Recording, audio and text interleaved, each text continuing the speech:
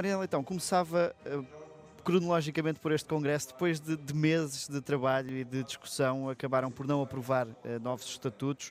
A não aprovação deixa a Iniciativa Liberal menos apta para os combates do futuro? Ou isso não se vai sentir lá fora? Bem, antes de mais, muito boa tarde a todos. Não acho que deixe a Iniciativa Liberal menos preparada. Aliás, os estatutos que temos em vigor foram os estatutos que nos trouxeram até aqui e que não tiveram, obviamente, ou não condicionaram de forma alguma aquilo que tem sido o percurso da Iniciativa Liberal e as várias vitórias que fomos tendo ao longo do tempo, e também não será por se manterem estes em vigor que isso condicionará vitórias futuras e o crescimento da Iniciativa Liberal.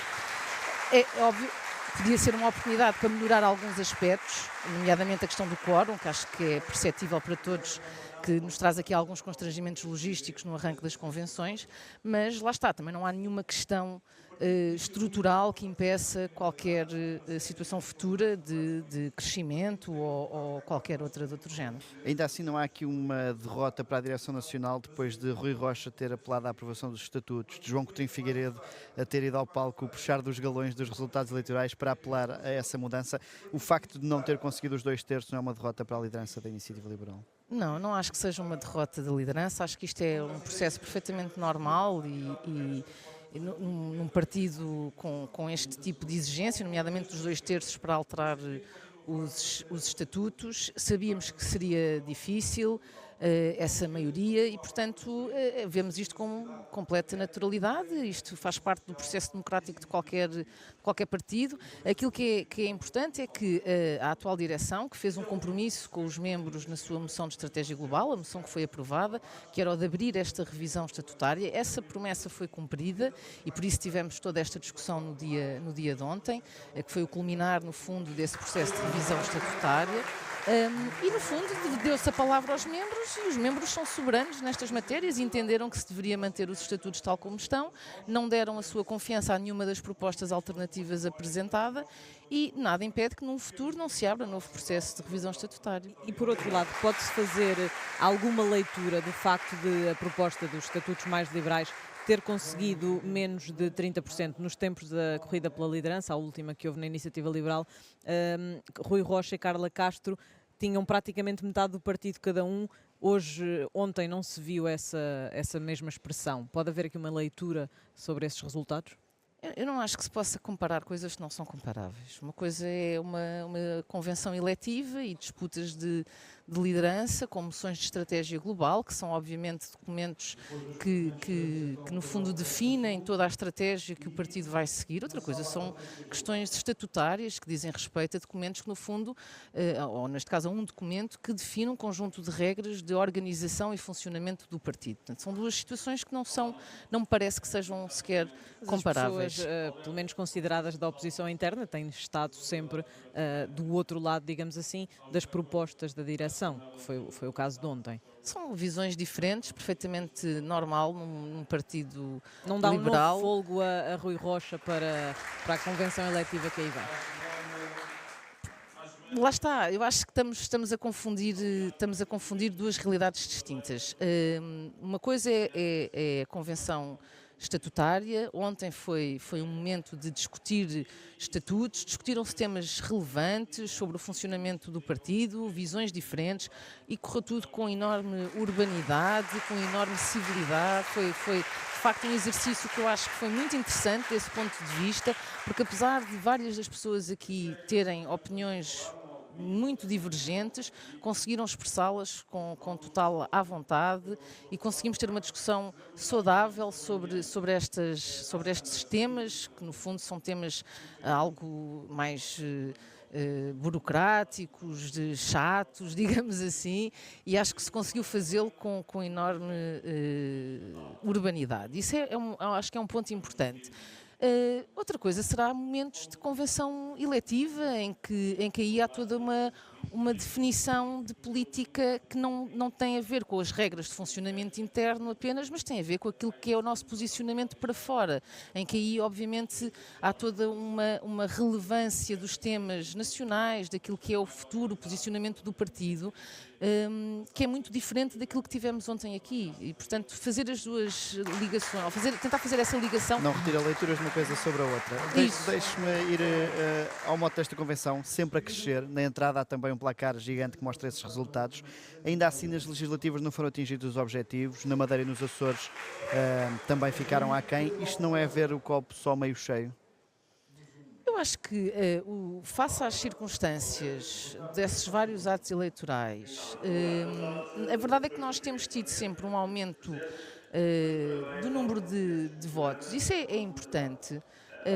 Acho que é muito relevante olharmos para a história da Iniciativa Liberal, que é uma história ainda muito recente, e percebermos que essa trajetória de crescimento tem sido um crescimento, lá está, sempre a crescer, mas sustentado, em que temos feito de facto esse percurso com... E é possível ir sempre a crescer sem João Coutinho Figueiredo?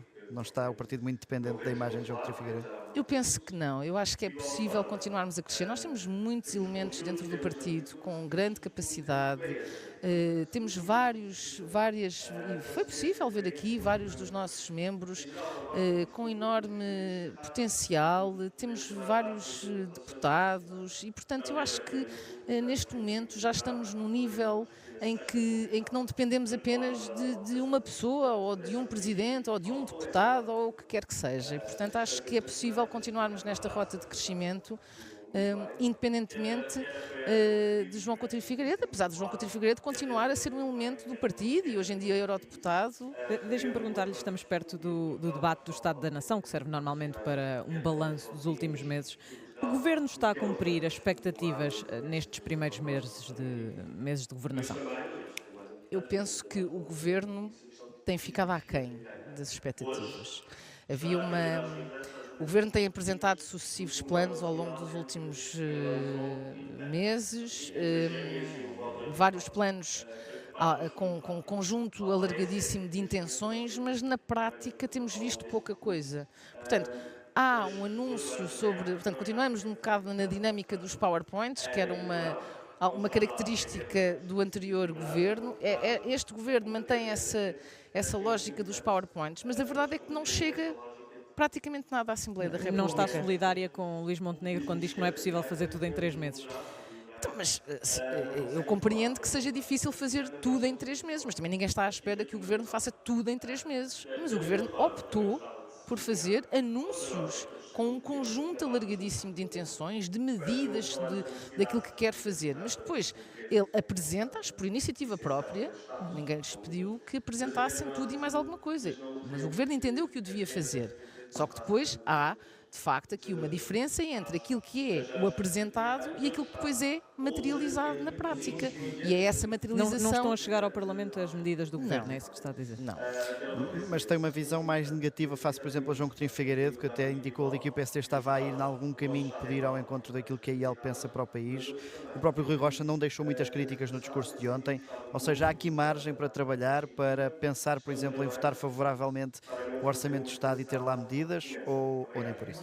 Não, claro que há essa margem. Aliás, neste conjunto largo de intenções que têm sido apresentadas, muitas das quais são inclusivamente medidas que nós, a Iniciativa Liberal, temos defendido de forma muito acérrima nos últimos anos. E, portanto, sim, está a ir ao encontro daquilo que nós sentimos que é o caminho que é necessário ser percorrido para promover as mudanças que são necessárias para o país e que, em última instância, vão ser benéficas para as pessoas.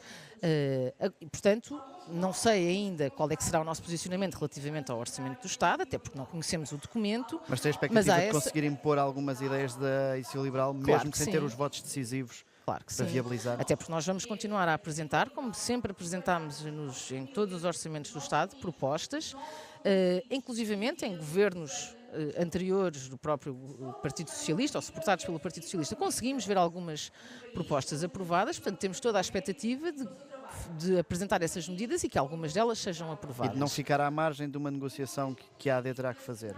Sim, claro. Que é minoritária.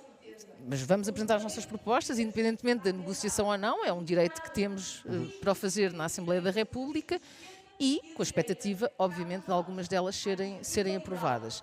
Portanto, mas aquilo que eu estava a dizer apesar de algumas destas intenções do Governo irem ao encontro daquela que é a visão da iniciativa liberal, sendo que, apesar em algumas matérias menos ambiciosas do que nós gostaríamos, aquilo que está a faltar é exatamente essa materialização, que é para começarmos a ver de facto as coisas a mudar. E é isso que não temos visto até agora.